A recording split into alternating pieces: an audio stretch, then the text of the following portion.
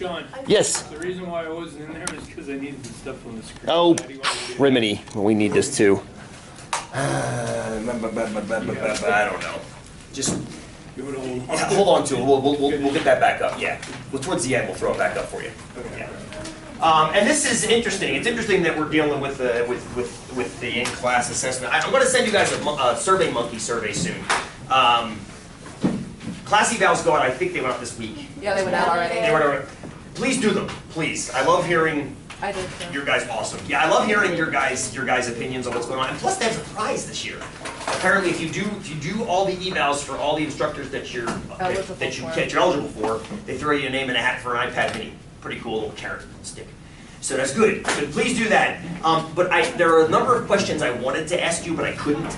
I didn't get them into Barbara in time to put in the student evals, and most of them deal with the assessments in the classes. Projects, quizzes, exams. I told you guys the reason. Thank you, John. I can't stand in-class exams. I hate giving them. I'd much rather have everything be out of class. But I've told you this repeatedly. Every term I survey students and I ask them, should I keep? What do you think about the way we do assessments? And the overriding response is, it's perfect the way it is. Don't change anything. And I'm like, okay. So I leave it the same way it is. So I just keep collecting data because I hear vocally from people that don't like in-class exams, but I don't hear vocally from those that are okay with them. So that's where the Survey Monkey comes in. Everybody can voice their opinion, and I collect all the data, or at least as much as I can for my students, and I get a better picture of what the class wants on average. The point, like, it's the whole squeaky wheel thing. If 3 people in a class of 30 really don't like in-class exams, they're going to create 90% of the noise telling how much they hate them. And I can misinterpret that. I can go, wow, 90% of what I hear about this sucks. I should cut them. But then I'm only servicing 3 people, yeah? You see, that's where the surveys come in handy. So that's what I'm going to send out to you guys. Yeah, please come in, John. Yeah, forgot you're going to do that. That's awesome.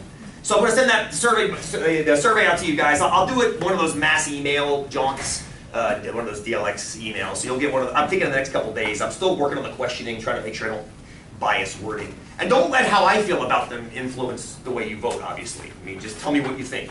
Each question has a little comment box which you can choose or not choose to fill in. So it's just more data for me, more data that I can see how if we're assessing properly. And a lot of it is your opinion. In your opinion, did this particular assessment tool help you learn statistics better? In your opinion, did quizzes help? Did projects help? Did the out-of-class exams help? Did the in-class exams? So let me know what you think. Let me know what you think. I'm trying to match a subject that's only been in the curriculum seriously for 60 years to a student in 2013. So the more I can learn from you guys, I try to see inside your heads legally. And the best I can, and this is one more tool that lets me do that. So, cool? Yep. Awesome. I look forward to getting your out-of-class stuff, the in-class stuff. Hopefully you saw the vast difference between the out-of-class and the in-class. I mean, I try to keep this as simple as possible. And the out-of-class asks you a lot of questions like, why? How do you know, right? Why can this one work and this one can't? I mean, that's what I like about the untimed work with your partners kind of questions. Okay, so today, what I want to do, and this might not take us the entire time, I want to wrap up and finish with a connection to our next distribution. So we're smack in the middle of binomials. We're smack in the middle of a binomial distribution. What was the big example we used last time to illustrate the binomial distribution? We did it like 4 times. Chickens. It was chickens. It was buying chickens and creating a chicken flock. And keeping track of what? What was the variable we were keeping track of? Gender. Good! Gender, because what was I interested in? Females. I was interested in getting girls, right? But you don't always get girls because 10% of the time they're boys. Because 10% of the time, according to the guys at the store, or Katie's not here, I can't give her credit, or 2% of the time, her grandma gets from her breeder, 2% of the time they get roosters. And that made a big difference, didn't it? That was surprising. Funly surprising. That's the wrong word. I made up a word there. Funly, yeah. Entertainingly surprising. There we go. It's better. So anyway, did we run through the formal definition of the binomial? Okay, good. Let's just refresh our memories.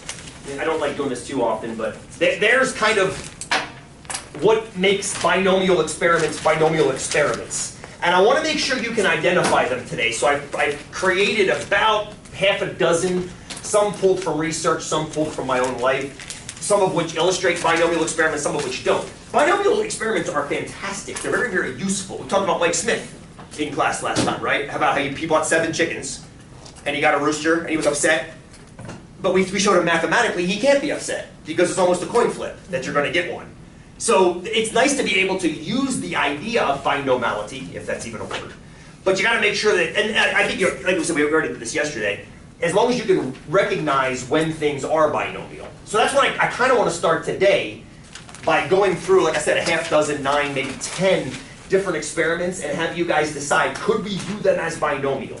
Okay, and we're going to use the program when we can. Does everybody have distfill on their TI? Yeah? We're going to use that. Make sure that we're really comfortable using that.